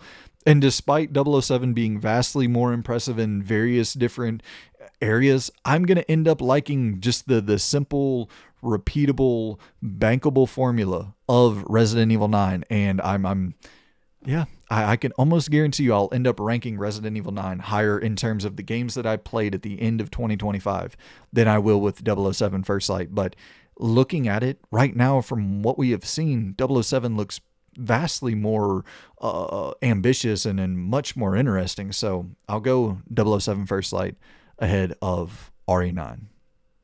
And next up, from the creators of The Ascent comes a once again, talking about fucking weird and ambitious and a huge leap forward for a developer. What is it? Neon Giant, I believe, is the name of this team. But yeah, they're going from The Ascent, which was a fairly, I'm not saying generic, but like a fairly run-of-the-mill indie twin-stick shooter with a slightly more cinematic slant to it. And then they're branching out to this title, No Law, which is a first-person open-world role-playing game, first-person shooter role-playing game. And it's created by a lot of, they're saying a lot of the talent that made Far Cry 3 is, like, a lot of the lead talent from Far Cry 3 is working on this title. Another example, as we go from, the founder of Adhog ex Ubisoft, the founder of Sandfall, ex Ubisoft, and now we got some more Ubisoft talent, which, you know, Ubisoft is so big, you're going to see this a ton. You also saw Eternal Strands last year, which didn't quite land in the same way that Sandfall with Expedition 33 or Ad Hoc with Dispatch. It wasn't on that level, right? But I mean, regardless, this No Law game, frame rate is kind of atrocious in that trailer, to be completely fair, but it's incredibly ambitious. And just, you know, when we see Perfect Dark getting canceled, like, I guess this is kind of the closest thing. We're not getting Deus Ex games. We're not getting Perfect Dark games. So hell yeah, I'll fucking happily sign up to play whatever the hell No Law is going to be. I can't rank it too highly because, once again, I would need to see more for sure, but you know, I would like to see it run at a slightly more stable frame rate. But yeah, they're saying it's coming out in 2026. I kind of doubt that as well, but I mean, it would be in my 11 through 20 for sure, just on base premise alone. I would probably go above Gears of War Eday, right below Tomb Raider in terms of my overall excitement for it. Dude, I just thought about that, what was it, God of Dragon or whatever, from the creator of Yakuza? Is that coming out in 2020? No, it's not coming out in 2026, is it? No, it just says coming soon, but fuck, this looks so filthy, dude. So fucking filthy. I just thought of it because it's another one of those games where he plays a big meaty motherfucker. You know, big old, just tank of a human. And I've said that for a while, just with well, I guess not a while. When I rewatched The Sopranos this year, I was like, there's something about, like, everybody looks at Tony Soprano and can relate to that guy because we all kind of look like some variation of Tony Soprano. And so it's smart to have your main protagonist have a little bit of beef on him. A badass kind of thick fella. But the final game on the board for the day is Reanimal, and this is coming from Tarsier, the team behind Little Nightmares. The real Little Nightmares 3 is essentially what we're getting here with Reanimal. And yeah, man, I didn't play Little Nightmares 3 this year because I just didn't want the disappointment of playing Supermassive's take on Little Nightmares. I would rather just wait until Reanimal, and it's not some, like, I'm not protesting. I don't give a fuck one way or the other. I don't know any of these people, so I don't have any investment in the financial success or failure of either company. But I got the vibe that it was going to be a watered down version of Little Nightmares, and I will play it at some point because I do want to know and see for myself. I just didn't want to get out there day one and buy it and then be slightly bummed out, spend $40 and then be kind of bummed out by a less than Little Nightmares experience. But yeah, Reanimal is without a doubt climbing high up this list for me. It wouldn't be top 10 because that top 10 is stacked, but it would be in that 11 to 20. I would place it above Mouse PI for Hire, above Gears of War, and yeah, right below No Law. No Law, that game is one of those as well that could be absolute dog shit, but I for sure want to see more. Alright, but let's readjust the list, finalize it real quick, so we actually are going to be able to move old Mudang up to the B tier, the 21 through 30 range, and yeah, actually we can move Phantom Blade 0 up to round out the top 20, and then Valor Mortis will now come in at 30. And just to be clear, for the top row is 8 games, and then we got 2 down below it on each. So, you know, we got 10 with the S tier, 20 with the A tier, 30 with the B tier, and then 31 and below. There's only 5 games in that ranking. So, anywho, it the numbering doesn't really matter. But this is my final and official ranking for my most anticipated games of 2026. Number 1 is Grand Theft Auto 6. Number 2 is 007. Number 3 is RE9. Number 4 is Crimson Desert. Number 5 is Control Resonant. Number 6 is Wolverine. Number 7 is Fable. Number 8 is Plague Tale. Number 9 is Lego Batman. Number 10 is Mixtape. Number 11 is Tomb Raider. Number 12 is No Law. Number 13 is Reanimal. Number 14 is Gears of War Eday. Number 15 is Mouse PI for Hire. Number 16 is Pragmata. 17 Forza Horizon 6. 18 Fatekeeper. 19 Prince of Persia. 20 Phantom Blade 0. 21 Onimusha, 22 Screamer, 23 Crisol Theater of Idols, 24 Marvel 1943 Rise of Hydra, 25 Directive 8020, 26 Galactic Racer, 27 Saros, 28 Mudang, 29 Bradley the Badger, 30 Valor Mortis, 31 Replace, 32 Tides of Tomorrow, 33 Tokon Fighting Souls, 34 Halo, and 35 NBA The Run. My most anticipated games of 2026 in that order. I think that is the final ranking for me. So I appreciate all of you so much for tuning in, for stopping by to listen to my... I don't know why these are so long. The damn 4-hour end of the year game of the year ranking, and now 2 hours. I think last year's was only an hour, and I had 70 games. I don't know how it's possible that I talked for double the time with half the games. I think a lot of it is whenever I'm pulling up the trailer, I'm doing it all in real time now. And so often, like, I'm just sitting here watching the trailer. Like, I'm just looking at my laptop instead of, like, talking. I'm talking, but I'm having more to talk about because I'm looking at the trailer. I'm like, oh, yeah, I forgot about that. And I'm just ranting and rambling a little bit more. So I apologize there. I need to look off in the distance and not even look at the damn computer screen as the trailer's reminding me of other shit I want to say about these damn video games. But yeah, I appreciate y'all so much for tuning in to the most anticipated list for 2026. And it's also, once again, here we go with the rambles.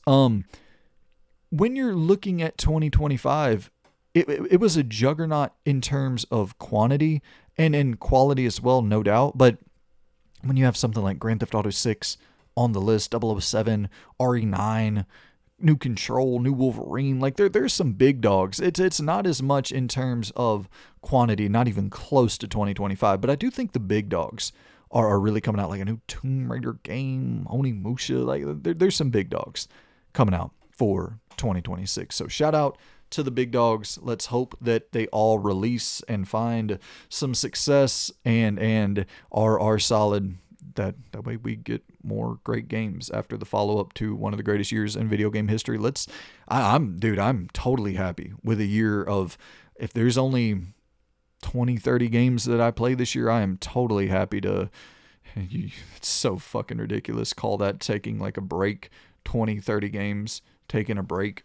Yeah, I don't think normal people play 20 or 30 games in a decade, much less in a given year. But yeah, I would be more than happy to have a slow year that caps off with a Grand Theft Auto 6 and begins with a great 007 game and a great Resident Evil game. Like, what a pleasure that would be. But anyway, yeah, I appreciate y'all for tuning in, man. Let me know your most anticipated game in the comments down below, and I shall see you good people in the next video. Goodbye.